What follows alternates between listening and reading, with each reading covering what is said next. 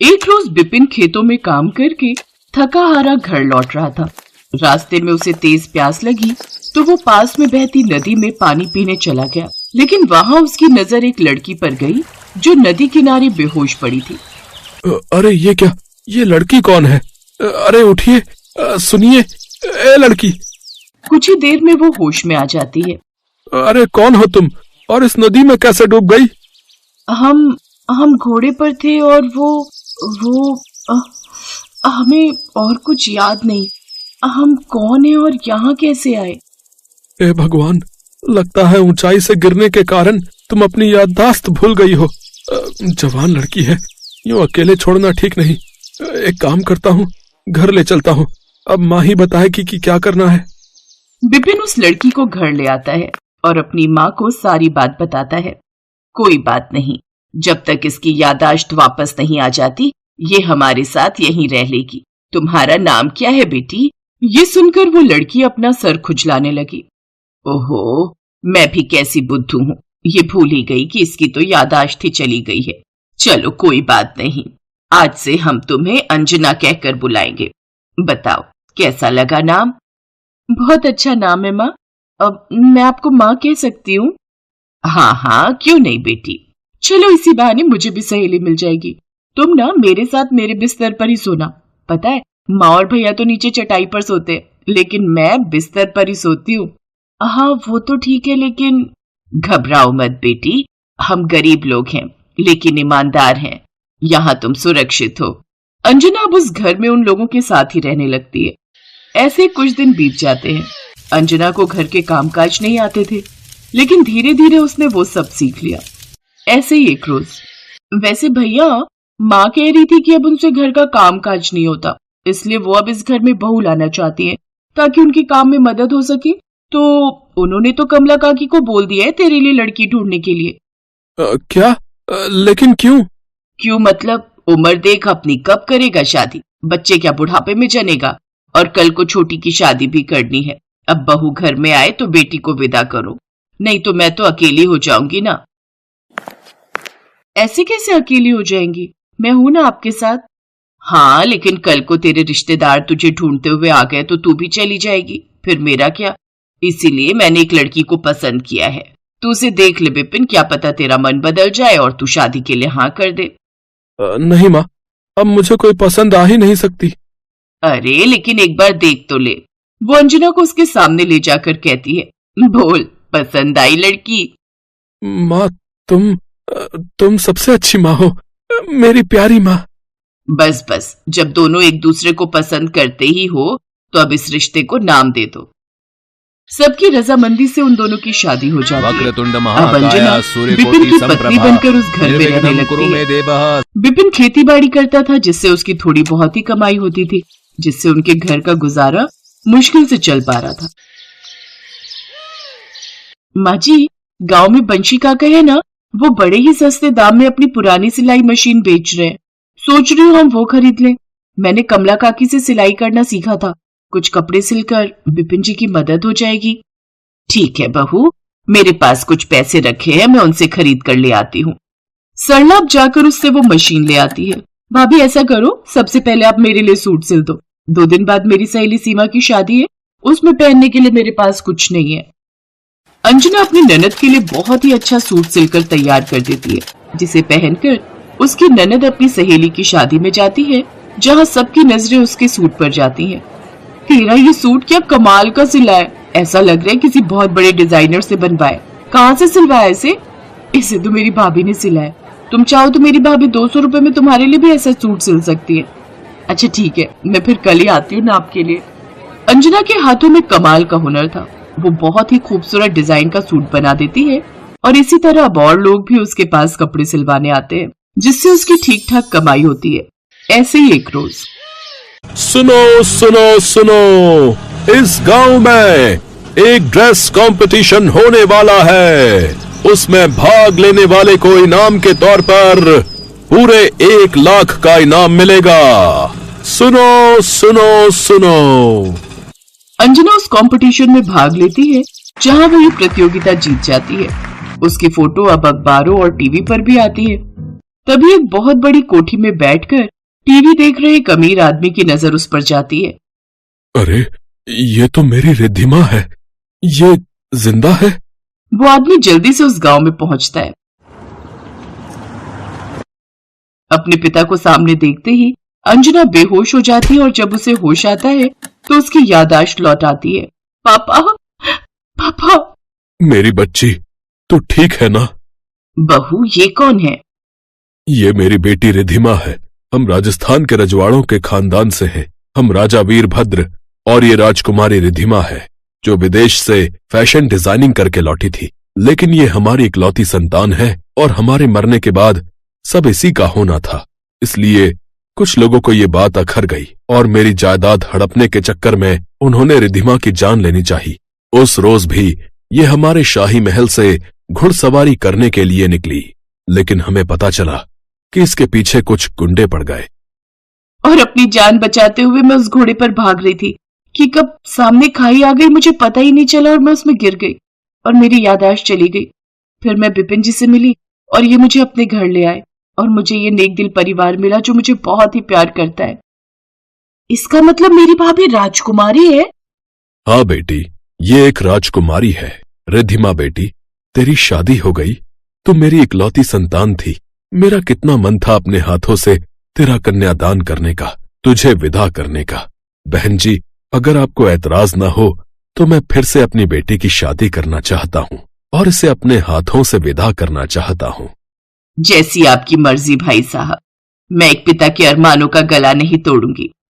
अब एक बार फिर अंजना यानी कि राजकुमारी रिद्धिमा की शादी बिपिन से होती है, लेकिन इस बार वो दहेज में अपने साथ लेकर आती है शाही महल।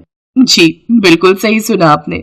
दरअसल रिद्धिमा अपने राजा पिता की इकलौती बेटी थी, इसलिए वीरभद्र ने अपना वो महल अपनी बेटी को दहेज में दे दिया। अब वो सभी वीरभद्र के साथ उसी महल में रहने लगे।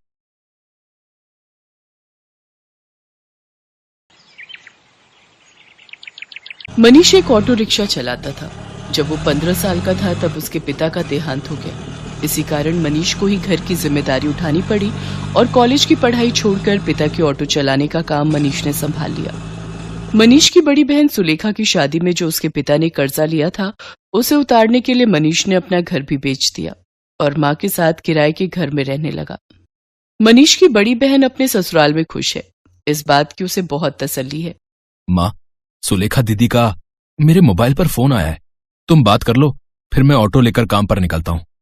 हेलो सुलेखा दीदी, ये लो माँ से बात करो। हाँ बेटी, अपना ध्यान रखा कर, खूब खाया पिया कर, इससे बच्चे की सेहत पर अच्छा असर होगा। अब बस यही इच्छा है कि जल्दी से मैं नानी बन जाऊं और मनीष मामा। हाँ वो तो है, अब मामी कहलवाने वाली बस आ जाए तो मैं सुकून से तीर्थ यात्रा पर निकल जाऊंगी। नहीं नहीं, अपने नाती पोतों को खिलाकर ही तीर्थ यात्रा पर जाऊंगी। माँ, बस मनीष के लिए अच्छी सी लड़की ढूंढ लो जो घर संभाल ले। माँ, मुझे देर हो रही है, बाद में बात कर लेना। अच्छा सुलेखा, मैं तेरे से बाद में बात करती हूँ, मनीष को देर हो रही है। मनीष ऑटो लेकर काम पर निकलता है। उसे पहले ही बहुत देर हो चुकी थी, पर रास्ते में जाम भी बहुत था। वो सवारी का इंतजार कर रहा था, तभी उसका एक साथी जो उसकी तरह ऑटो चलाता था, वो किसी लड़की से झगड़ रहा था। अरे देखिए मैडम, ऐसे थोड़ी होता है? जब आपने मुझे यहाँ छोड़ने के लिए पैसे तय किए हैं तो चुपचाप मेरे पैसे दे दो ना। भैया, मैंने आपको बोला ना, मेरा पर्स रास्ते में कहीं गिर गया। मेरा मोबाइल फोन भी उसी में है और सारे पैसे भी। मेरा पर्स कहीं नहीं मिला। मैं तुम्हें बोल रही हूँ ना, मुझे अपना नंबर दे दो, मैं तुम्हारे नंबर पर पैसे भेज दूंगी। अभी मुझे देर हो रही है, मुझे सामने होटल में एक फंक्शन में पहुंचना है। अब क्या हुआ निरंजन, लड़ क्यों रहे हो सुबह सुबह? अरे देखना यार, सुबह सुबह पहली सवारी मिली और वो भी मुझे पैसे देने के लिए मना कर रही है। इन मैडम का पर्स कहीं खो गया है और मुझसे कह रही है कि पैसे बाद में देंगी। अरे ऐसे थोड़ी होता है भाई। कोई बात नहीं निरंजन, कभी कभी किसी की परेशानी को भी समझना चाहिए। एक काम कर, तेरे कितने पैसे बने मैं दे देता हूँ, ये मैडम मुझे बाद में दे देंगी। मनीष निरंजन को ऑटो के 200 रुपए दे देता है। Thank you so much. मेरा नाम अर्चना है। आप मुझे अपना नंबर दे दो, मैं आपके नंबर पर ऑनलाइन पेमेंट भेज दूंगी। बाकी अगर मुझे देर ना होती तो मैं आपको अभी पैसे दे देती। अब कोई बात नहीं मैम, ये लीजिए मेरा नंबर। अर्चना नाम की वो लड़की मनीष का मोबाइल नंबर ले लेती है और अगले दिन मनीष के मोबाइल पर पैसे ट्रांसफर कर देती है। आपके पैसे मैंने अकाउंट में भेज दिए हैं, आप चेक कर लीजिए और कल के लिए एक बार फिर से थैंक यू, आपने अनजान होकर भी मेरी मदद की। अर्चना और मनीष बात करने लगते हैं। अर्चना को मनीष से बात करना बहुत अच्छा लग रहा था। उसके बाद एक दो बार अर्चना की मुलाकात मार्केट में मनीष से हो ही जाती है। धीरे धीरे दोनों दोस्त बन जाते हैं। मनीष को पता चलता है कि अर्चना एक बहुत ही अमीर खानदान की लड़की है, तो वो उसे समझाता है। अर्चना, तुम बहुत ही अमीर खानदान की लड़की हो। तुम में और मेरे में जमीन आसमान का फर्क है। मैं एक मामूली ऑटो रिक्शा चलाने वाला गरीब लड़का हूँ। तुम्हारा और मेरा यूं दोस्ती रखना ठीक नहीं है। प्लीज तुम मुझसे मत मिलो। तुम ना मिलने की बात कर रहे हो, पर आज तो मैं तुम्हें अपने प्यार का इजहार करने आई थी। मैं तुम्हें बहुत पसंद करती हूँ मनीष। मैं अपनी आगे आने वाली पूरी लाइफ तुम्हारे साथ मिलकर जीना चाहती हूँ। कहते कहते अर्चना फूट फूट कर रोने लगती है और मनीष उसे गले लगा लेता है। अर्चना अपने मम्मी पापा से इस बारे में बात करती है और जबरदस्ती मनीष से शादी करने के लिए मना लेती है। इधर मनीष भी अपनी माँ और बहन से इस बारे में बात करता है और एक शुभ मुहूर्त में दोनों की शादी हो जाती है। अर्चना का स्वभाव बहुत अच्छा था। उसे इस बात से कोई फर्क नहीं पड़ता था कि उसकी ससुराल गरीब है। ना ही उसने कभी इस बात की कोई शिकायत की। अर्चना, अब तुम मेरे साथ शादी करके खुश तो हो ना? हाँ मनीष, मैंने तुम्हें दिल से प्यार किया है। मैं तुम्हारे साथ बहुत खुश हूँ। माँ जी, सुलेखा दीदी सब मुझे कितना प्यार करते हैं। मुझे तो महसूस ही नहीं हुआ कि मैं अपना घर छोड़कर आई हूँ। तभी अर्चना की सास भी आ जाती है। जीती रहो बहू, हम बहुत भाग्यशाली हैं कि इस घर को तुम्हारे जैसी बहू मिली।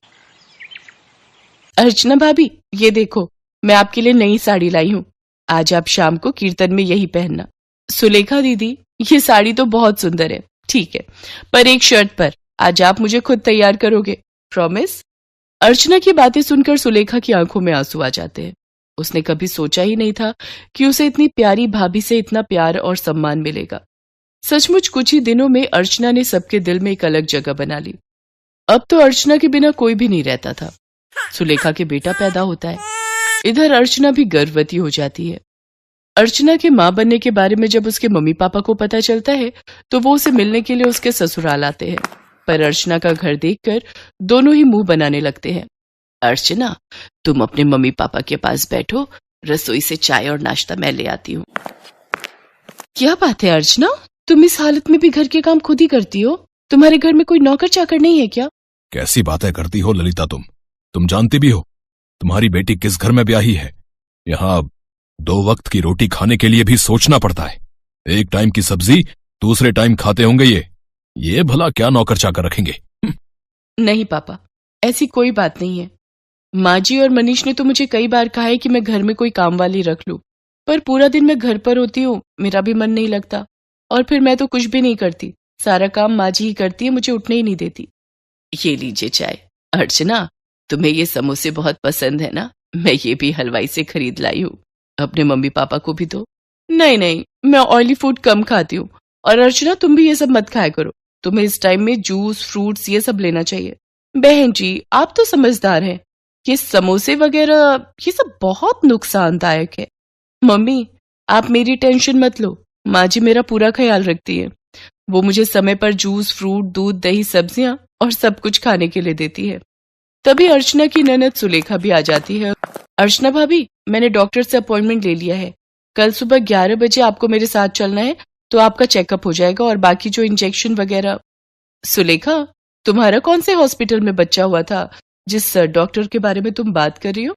जी, वो बड़े बाजार में जो हॉस्पिटल है जहां डॉक्टर नेहा बैठती हैं, वो सस्ता बेकार सा हॉस्पिटल। अर्चना, तुम उस हॉस्पिटल में चेकअप के लिए जाओगी? तुम्हारा दिमाग तो ठीक है। अर्चना, तुम एक मामूली से हॉस्पिटल में चेकअप के लिए जाओगी? तुम चिंता मत करो, इन लोगों के पास अगर तुम्हारे इलाज के लिए पैसे नहीं है तो क्या हुआ, मैं तुम्हारे लिए इस शहर के सबसे बड़े नामी हॉस्पिटल में आज ही बात कर लेता हूँ। और तुम अभी के अभी अपना सामान पैक करो और हमारे साथ चलो। किसके घर? आपके घर पापा? मैं अभी अपना घर छोड़कर कहीं नहीं जा सकती। मुझे डॉक्टर नेहा, जो कि एक बहुत बड़ी और समझदार डॉक्टर है, उन्होंने सुलेखा दीदी की नॉर्मल डिलीवरी की है। उन्होंने मुझे पूरा रेस्ट करने के लिए बोला है। और शायद आपने ठीक से सुना नहीं, मुझे कल सुलेखा दीदी के साथ डॉक्टर के पास जाना है। आप थोड़ी देर और बैठेंगे या जा रहे हैं? क्योंकि अभी ना मनीषा आने वाले हैं। वो शहर में एक नया रेस्टोरेंट खुला है, वहां पर मेरी फेवरेट आइसक्रीम मिलती है, तो आज मेरा वो खाने का प्लान है। तो हम सब डिनर के लिए जाने वाले हैं। अर्चना का ऐसा कोई प्लान नहीं था, ये उसकी सास और सुलेखा जानते थे। पर अर्चना अपने मम्मी पापा को एहसास दिलाना चाहती थी कि उसके ससुराल वालों का और अपमान ना ही करे तो उनके लिए बेहतर है। अर्चना के मम्मी पापा लज्जित हो जाते हैं और कुछ देर बाद वहां से चले जाते हैं। अर्चना की सास और ननद दोनों की आंखों में खुशी के आंसू थे। अर्चना अपनी सास और ननद के गले से लग जाती है।